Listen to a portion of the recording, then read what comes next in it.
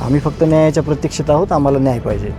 हां, 100% वेळ काढूपणा केला जातो आहे. मागच्या 2 महिन्यापासून एकच कारण दाखवत आहेत. हां, 100% वेळ काढूपणा केला जातो आहे. मागच्या 2 महिन्यापासून एकच कारण दाखवत आहेत.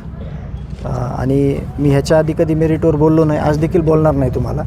परंतु आता हा येणारी 23 तारीख जी आहे त्या 23 तारखेला आपल्याला पूर्णपणे अशी अपेक्षित आहे आपल्याला की चार्ज फ्रेम व्हावा आणि ही केस चालू व्हावी.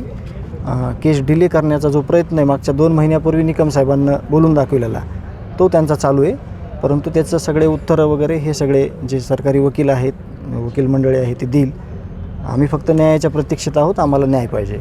मात्र दुसऱ्या बाजूने यावं असे आता अर्ज जो आहे तो आरोपींकडून करण्यात. नाही, आरोपीनं काय केलं ह्यापेक्षा ह्यांना लिगल कसं ह्याच्यामध्ये आहेत ते त्यांना माहीत आहे आणि त्यामुळंच ही केस पुढं जाते आहे किंवा ते लढत आहेत.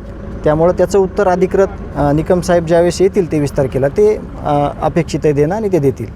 आता प्रत्येक सुनावणीच्या वेळी एखादा आरोपी जो आहे तो आजारी दाखल जातो. आज देखील सुदर्शन गुले असेल, मागच्या वेळेस प्रतीकच्या संदर्भातला विषय होता. आता याच्यावर सुद्धा कठोर पाऊल उचलणं हे माननीय न्यायालयाने ठरवावं. कारण का ह्याच्यात असं होतं आहे की कुणीतरी चक्कर आल्याचं नाटक करतं आहे.